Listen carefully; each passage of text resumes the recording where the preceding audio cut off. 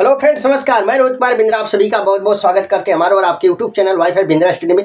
दोस्तों, आज के इस वीडियो में जनरल साइंस के कुछ महत्वपूर्ण प्रश्नों के बारे में बताने वाला हूं जो रेलवे ग्रुप डी एग्जाम के लिए बहुत ही महत्वपूर्ण होने वाला है। तो ज़्यादा बात नहीं करते दोस्तों, स्टार्ट करते हैं। देखते हैं प्रश्न नंबर पहला क्या है। ठीक है, प्रश्न नंबर पहला क्या है दोस्तों, किसी वस्तु पर किया गया कार्य किसी वस्तु पर किया गया कार्य डॉट डॉट निर्भर नहीं करता है। दोस्तों, किसी वस्तु पर किया गया कार्य डॉट डॉट पर निर्भर नहीं करता है। दोस्तों, किस पर निर्भर नहीं करता है दोस्तों, ध्यान से देखेगा। ऑप्शन नंबर दिया हुआ कोण जिस पर बल विस्थापन हेतु प्रवृत्त है। ठीक है, ऑप्शन नंबर बी प्रयुक्त बल, ऑप्शन नंबर सी विस्थापन, वस्तु के आरंभिक वेग, ऑप्शन नंबर डी वस्तु के आरंभिक वेग। ठीक है, तो सबसे पहले अपन ये जानते हैं दोस्तों कि कार्य किस पर निर्भर करता है। ठीक है, ध्यान से देखेगा। इसका राइट आंसर क्या बनेगा दोस्तों, पहले का। ठीक है, चूंकि हम जानते हैं, क्या जानते हैं दोस्तों, W बराबर क्या होता है, F S cos theta, F S cos theta. ठीक है, याद रखेंगे दोस्तों, फार्मूला जो होता है कार्य का, कार्य बराबर होता है formula F S cos theta, F S cos theta. दोस्तों, जो कार्य होता है वो बल पर निर्भर करता है दोस्तों, बल पर निर्भर करता है और विस्थापन पर निर्भर करता है। यस को क्या कहते हैं दोस्तों, यस को विस्थापन कहते हैं और थीटा क्या है दोस्तों, ये कोण है। ठीक है, यानी कार्य पता चल गया दोस्तों, कार्य तीन चीजों पर निर्भर करता है, बल, विस्थापन और कोण पर, बल, विस्थापन और कोण पर। ठीक है, यहाँ पर प्रश्न पूछा है दोस्तों, निर्भर नहीं करता है। ठीक है, निर्भर नहीं करता है दोस्तों, तो याद रखिएगा निर्भर किस पर करता है कार्य, इस पर निर्भर करता है और इस पर भी निर्भर करता है और इस पर भी निर्भर करता है। ठीक है, लेकिन नहीं पूछा है किसी वस्तु पर किया गया कार्य डॉट डॉट पर निर्भर नहीं करता है, तो याद रखिए आरंभिक वेग पर निर्भर नहीं करता है। Option number D right answer बनेगा दोस्तों। ठीक है, उम्मीद करता हूँ प्रश्न नंबर पहला आपके समझ में आ गया होगा। ठीक है, अब आते हैं दोस्तों प्रश्न नंबर 2 की तरफ। ठीक है दोस्तों, अब प्रश्न नंबर 2 पढ़ते हैं। ठीक है, ध्यान से देखिएगा प्रश्न नंबर 2 क्या है दोस्तों। ठीक है, डॉट डॉट न होने पर किया गया कार्य शून्य होता है, डॉट डॉट न होने पर किया गया कार्य शून्य होता है। ऑप्शन नंबर ए वेग, ऑप्शन नंबर बी विस्थापन, ऑप्शन नंबर सी शक्ति, ऑप्शन नंबर डी संवेग। ठीक है, ध्यान से देखिएगा दोस्तों, डॉट डॉट न होने पर, डॉट डॉट न होने पर किया गया कार्य शून्य होता है दोस्तों।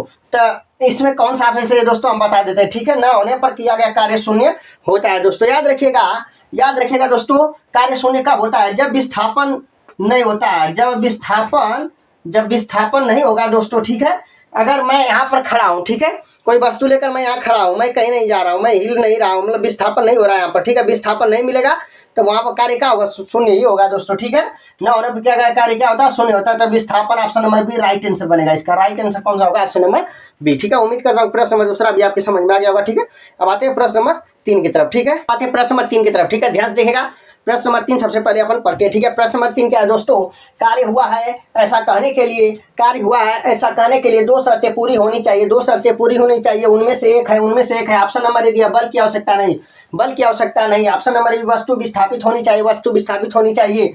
प्रश्न ऑप्शन नंबर सी ऊर्जा का अवशोषण या उत्सर्जन नहीं होना है। ऑप्शन नंबर डी वस्तु की स्थिति में कोई बदलाव नहीं है दोस्तों। याद रखिएगा यहाँ पर क्या बोला गया दोस्तों, प्रश्न नंबर तीसरे का राइट आंसर क्या बनेगा, आपको बताते हैं। ठीक है, कार्य हुआ है ऐसा कहने के लिए दो शर्तें पूरी होनी चाहिए, उनमें से एक है दोस्तों। याद रखिएगा कार्य कब होगा, जब दोस्तों विस्थापन होगा, जब उसमें क्या होगा, विस्थापन होगा। जैसे ठीक है, अगर कोई भी वस्तु आप उठा कर एक स्थान से दूसरे स्थान पर ले जा रहे हैं तो वहां पर विस्थापन तो अवश्य मिलेगा। ठीक है, जब विस्थापन होगा तो वहां पर कार्य होगा दोस्तों। ठीक है, इस तरह से आप ढूंढिए विस्थापन कहाँ लिखा गया दोस्तों, विस्थापन इस वाले लाइन में लिखा गया, ऑप्शन नंबर बी में लिखा गया। इस तरह से option number B right answer है दोस्तों, option number B right answer है। ठीक है, उम्मीद करता हूँ प्रश्न नंबर तीसरा आपके समझ में आ गया होगा। ठीक है, अब आते हैं प्रश्न नंबर 4 की तरफ। ठीक है, प्रश्न नंबर 4 पढ़ते हैं। ठीक है, ध्यान से देखिएगा प्रश्न नंबर 4 क्या है दोस्तों, बल और विस्थापन का गुणनफल कहलाता है, बल और विस्थापन का गुणनफल क्या कहलाता है दोस्तों। ऑप्शन नंबर ए दिया है दोस्तों संवेग, ऑप्शन नंबर बी तो, ऑप्शन नंबर सी कार्य, ऑप्शन नंबर डी भार। दोस्तों ध्यान से देखिएगा इसका राइट आंसर क्या बनेगा दोस्तों, दूसरे का राइट आंसर क्या बनेगा दोस्तों, बताते हैं। ठीक है, बल और विस्थापन का गुणनफल क्या कहलाता है दोस्तों, बल और विस्थापन ये एफ गुणित एस दोस्तों, एफ गुणित एस को क्या कहते हैं, कार्य कहते हैं, डब्ल्यू कहते हैं मतलब कार्य करते हैं। कार्य ढूंढिए कहाँ, यहाँ पर option number C right answer. उम्मीद करता हूँ प्रश्न नंबर 4 भी आपके समझ में आ गया होगा। ठीक है, अब आते हैं दोस्तों प्रश्न नंबर 5 की तरफ। ठीक है दोस्तों, बात है प्रश्न नंबर 5 की तरफ। ठीक है, ध्यान से देखिएगा प्रश्न नंबर 5 पढ़ते हैं। ठीक है, प्रश्न नंबर 5 क्या है दोस्तों, कार्य किस पर निर्भर नहीं करता दोस्तों। ध्यान से देखिएगा ऑप्शन नंबर ए विस्थापन, ऑप्शन नंबर बी बल, ऑप्शन नंबर सी बल और विस्थापन के बीच का कोण, मतलब एफ को क्या कहते हैं, बल कहते हैं, एस को क्या कहते हैं, विस्थापन कहते हैं, के बीच का कोण ऑप्शन नंबर डी संवेग। दोस्तों याद रखिएगा जो कार्य होता है कार्य को डब्ल्यू से दर्शाते हैं दोस्तों। इसका जो राइट आंसर बनेगा दोस्तों 5वें का। ठीक है, बताते हैं आपको। ठीक है, ध्यान से देखिएगा कार्य को डब्ल्यू से दर्शाते, डब्ल्यू और एफ एस गुणित कास थीटा होता है। ठीक है, मतलब यहाँ से हम आपको बता देते हैं कि कार्य किस किस पर निर्भर करता है, पहले ये जान लीजिए। ठीक, पहले ये जान लीजिए किस किस पर निर्भर करता है। तो एफ को कहते हैं बल दोस्तों, एफ को बल कहा जाता है, एस को क्या कहा जाता है दोस्तों, विस्थापन कहा जाता है, एस को विस्थापन कहा जाता है, और थीटा क्या कहा जाता है, कोण। ठीक है, यानी कार्य 3 चीजों पर निर्भर करता है, बल, विस्थापन और कोण। बल, विस्थापन और कोण दोस्तों याद रखिएगा। तो यहाँ पर देखिए इस सवाल में बोला कार्य किस पर निर्भर नहीं करता है, किस पर निर्भर नहीं करता। लेकिन मैंने क्या बताया कि कार्य किस पर निर्भर करता है, बल, विस्थापन और कोण।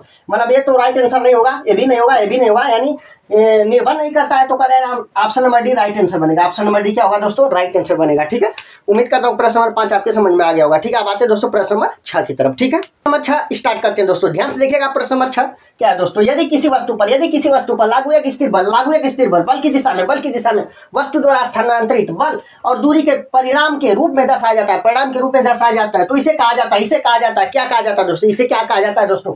यदि किसी वस्तु पर लागू एक स्थिर बल दोस्तों याद रखिएगा, छठे का जो राइट आंसर बनेगा दोस्तों, स्थिर बल यह हो गया दोस्तों। वस्तु द्वारा स्थानांतरित बल और दूरी के परिणाम के रूप में दर्शाया जाता है। दूरी डी, अब घूरते डी इक्वल क्या कहा जाता है, डब्ल्यू। मतलब यहाँ पर डब्ल्यू है, अब घूरते डी इक्वल क्या होता है, डब्ल्यू कार्य होता है, कार्य। तो कार्य इसमें कहा, इसमें कार्य लिखा नहीं, ये गलत है, इसमें लिखा option number B right answer, ये गलत है, ये भी गलत है दोस्तों। ठीक है, प्रश्न नंबर 6 का राइट आंसर क्या बनेगा, ऑप्शन नंबर बी। ठीक है, उम्मीद करता हूँ प्रश्न नंबर 6 भी आपके समझ में आ गया होगा। ठीक है, अब आते हैं वीडियो आपको अच्छा लगा होगा तो लाइक शेयर एंड सब्सक्राइब जरूर करिएगा। फिर मिलते हैं अगले वीडियो में। जय हिंद, जय भारत।